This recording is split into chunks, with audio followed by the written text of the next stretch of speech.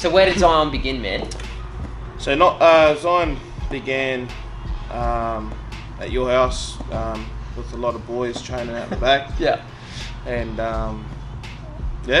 we just like punching things. We just all got into it. And well, I definitely had a passion for punching things, but you definitely had a passion for taking Zion not just to be a backyard thing, but to see something grow from there. So then we ended up training out of the Salvation Army Church. Tell us a little bit about that season.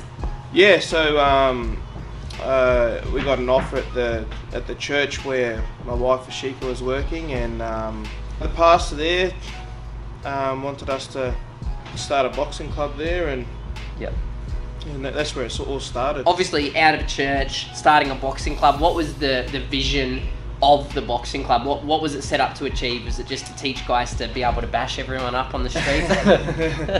No, the vision was just to get kids off the street and make, bring them to a safe place and teach them a bit of discipline and a little bit about life and respecting themselves and others. The church went through some motions, went through some changes in leadership, and Zion Boxing was no longer at the church. You were without a home for a while. Yeah, so what we did was we went to a park. We went to Limestone, started training down there, and we were down there for, I would say, about a year. Yeah, close to a year. From the day that you started, I remember when the young lads were coming to train at Salvos, they didn't have much funds. They would contribute, but they didn't have much funds. To now, where you have a gym, are you still do you have a heart for those that I guess least fortunate in our community, people maybe that don't have the finances that some other gym goers have? Like, where's your heart in regards to that kind of thing as a community? Yeah, no, it still remains the same.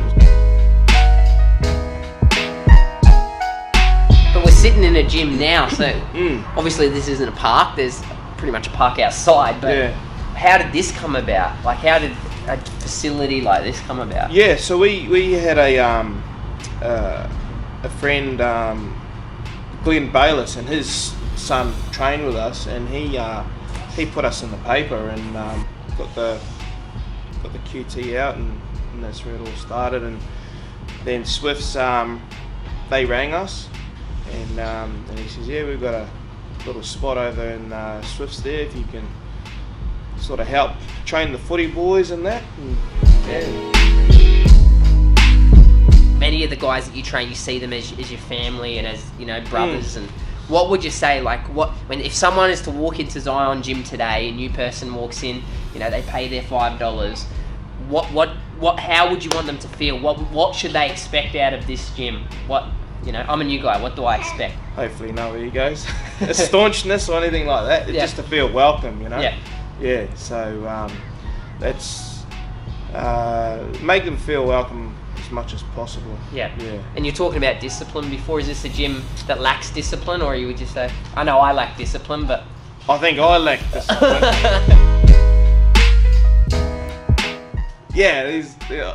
We can all improve in discipline, but we definitely try and work on that. Personally, for me, when I cut, and I've trained here and I've fought under you for 40 fights or whatever. Yeah. It's a gym where people are having fun but are working flipping hard. We've got a strong work ethic here. And very strong work ethic. We don't take it as we don't look at the sport and take it lightly. Yeah. Like, we all know that if to fight, you have to take it seriously. Yeah.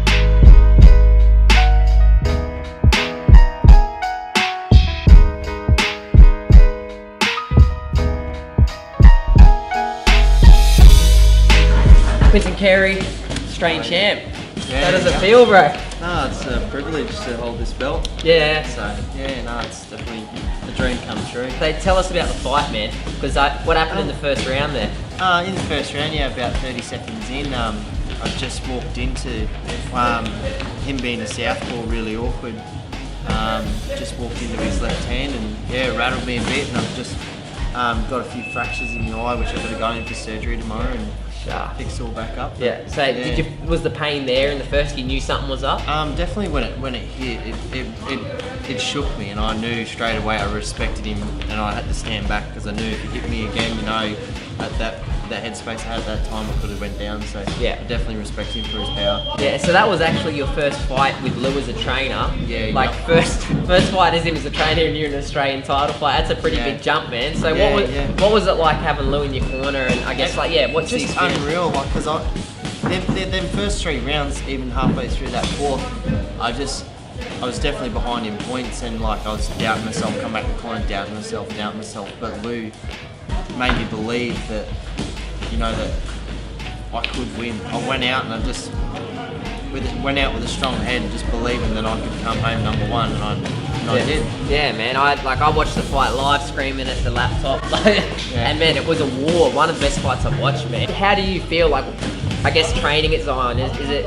It's interesting. It's Is a it good good? atmosphere. Like coming from because I went from my old trainer Ray. He passed away a couple of years ago. Real old school. We all had that real good friendship with Ray. Everyone was friends. Everyone knew each other. And I thought to myself, you know, I need to find that friendship. Yeah. And like not just a trainer, someone that's, you know, there for me. Yeah. And I knew that coming to Zion, that me and Lou already had that friendship, and he's just such a nice bloke to have there. And, Yeah, that's awesome. And he's a good trainer. Yeah. All the best out of him. Yeah, mate. Yeah, well, we were all.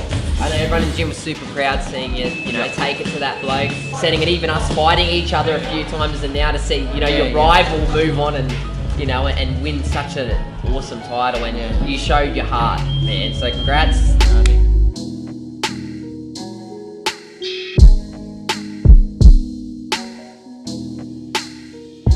All right, this is Pete. 24. What is it? 24/7. 24/7. 7-Eleven. Yeah, he's just a man that is mature. We won't give his age away, but you can tell it's like under 30. But also he's trained at Zion for how long now?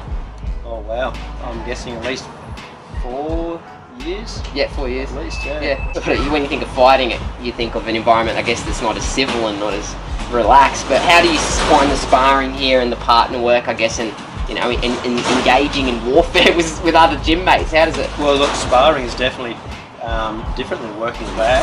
There's no big egos in the club. No one's out there to sort of show themselves off as the biggest and the best. Yeah. Even in sparring, people are there to help to work with you and again get the best out of the sparring session.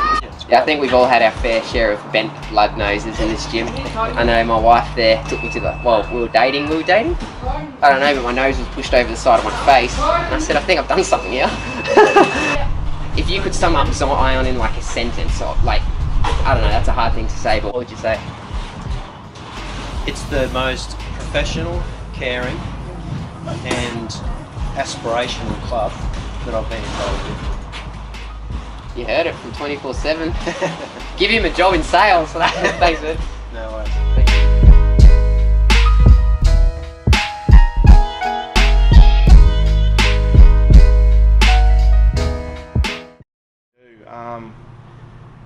And they, yeah. Did they do that before? Did they do that before coming to Zion, or it just happened here?